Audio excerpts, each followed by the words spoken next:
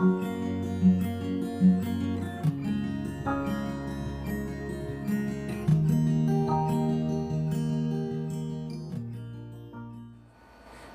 tudo bom? Que bom que você voltou. Vamos para a parte 2 desse conteúdo sobre estereotipias. Lembrando, esse conteúdo é destinado para pais, mães, professores e aqueles profissionais que de repente querem entender, assim, bem de uma leitura bem leiga sobre o autismo, tá bom? Fica aí. E não esquece, curte, se inscreve, porque nós precisamos que esse conteúdo possa chegar na parte superior do YouTube e das redes sociais para que as pessoas possam ter essa informação. Então vamos lá. Na segunda parte, nós reservamos a falar sobre a situação da estereotipia. A estereotipia é uma forma em que você, de repente, o seu organismo oferece feedbacks para vocês, inclusive de posicionamento. Então, no caso do autista, o autista muitas vezes, ele, em situações de muita felicidade ou de angústia, ele consegue, por sensações que vêm das estereotipias, ter certo prazer e aliviar um pouco da angústia. Então, mas, como a gente está falando desde o começo, que isso são padrões que a gente espera acontecer em crianças e também autistas e crianças também não autistas. Então, primeira coisa, não se sabe de onde, o que é de fato, como é o mecanismo, a fisiopatologia da estereotipia. Porque existe 4, 5, 6, 7 motivos que acredita por que ela se comporta, por que ela surge. Tá? Então, primeira coisa, não vai ser uma resposta fácil por que isso acontece. A segunda, a estereotipia ela pode ter reforço positivo. Sim. O padrão, esse excesso de repetições pode estar ofertando para a criança uma situação. Se eu faço isso, chama a atenção dos meus pais. E ele repete. Então, quer dizer, eu vou lá, desligo e apago a luz. Para uma criança, seja ela autista ou não, apagar e acender a luz, eu consegui sua atenção. Tá? Então, quer dizer o seguinte, presta atenção, então, esse comportamento pode estar associado a simplesmente tentar chamar a sua atenção. Você, de repente, briga, ele sai rindo, ou ele finge que não está te ouvindo, mas ele ou ela conseguiu chamar a sua atenção. Tá? Então, danadinho, algumas estereotipias têm esse objetivo. Outro modelo ligado à estereotipia é que, quando a gente fala assim que é mecanismo de fuga, esse nós conhecemos bem. Quem é pai e mãe de autista sabe muito bem que existem algumas estereotipias que estão ligadas à fuga. Ou seja, quando você fala alto, você de repente, um barulho muito alto, um grito, um ambiente que é extremamente, que não tem filtros, né, de tudo que está acontecendo, uma das estereotipias, colocar a mão na orelha, tampar os ouvidos, tentar fugir daquilo que o agride. Não é? Então, quer dizer o seguinte, existem estereotipias que são ligadas à fuga. Então ele está tentando se proteger, ou ele não está entendendo a quantidade de estímulos que o ambiente está ofertando para ele. Então são estereotipias ligadas à fuga. Isso é exclusivamente de autista? Não, mas o autista não consegue em virtude de outras situações chamada hipersensibilidade sensorial. Então o autista tem uma capacidade maior de absorver mais informações do ambiente, só que diferente das outras crianças, ele não consegue filtrar. Então aquilo gera uma confusão. E isso é importante deixar claro, que a fuga, nesse caso de estereotipia no autismo, é para tentar se proteger até mesmo da confusão que ele mesmo está fazendo. Tá? Outras situações. Ele recebe feedbacks em um determinado momento. Ele sabe que vai acontecer um feedback positivo ou negativo em um determinado momento se ele fizer.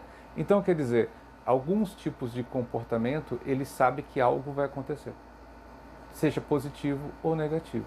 É estranho, né? Mas quando você de repente pergunta para autistas adultos e pergunta por que eles balançam tanto os braços, eles tentam flapping, né, balançar braços, tanto que ele fica fazendo esse movimento, eles até respondem para a gente de forma engraçada. Fala assim, não, é engraçado, até para saber onde estava meu braço.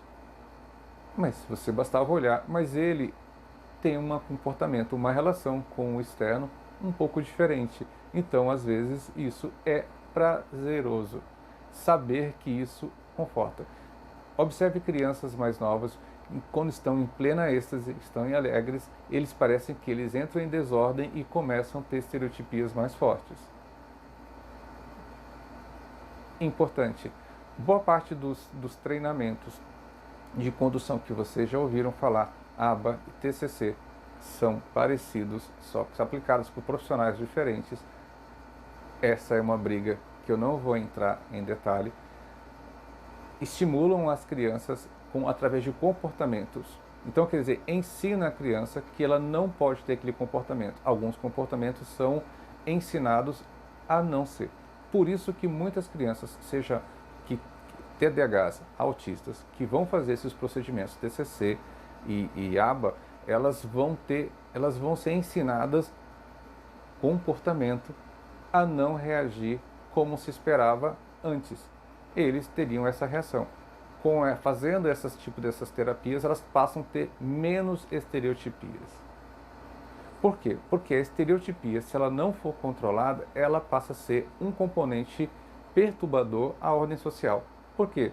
Eu não consigo levar meu filho para um determinado local porque ele começa a ter estereótipos, situações que a sociedade não está preparada, ela não quer enxergar. Na verdade, a sociedade não quer ver que é uma criança que está numa situação de crise. Então, essa criança acaba ficando isolada.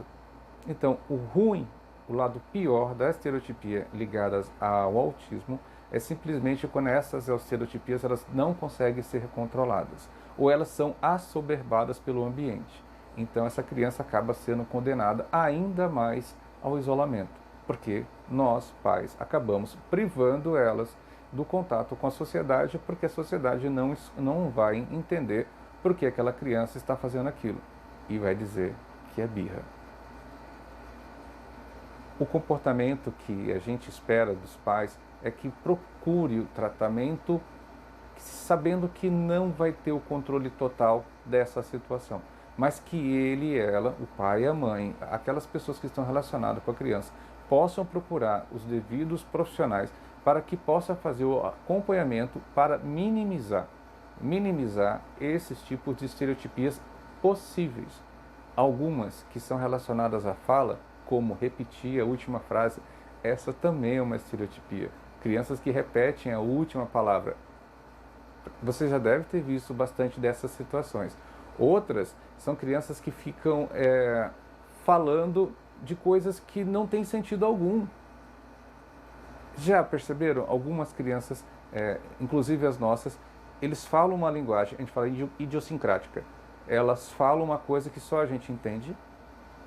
Todo mundo fala, mas seu filho não falou isso, como é que você fala? Porque você sabe.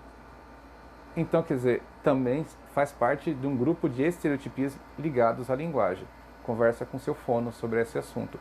Ele, o fonoaudiólogo, é o que está melhor adaptado para poder explicar como é que vai diminuir esses padrões.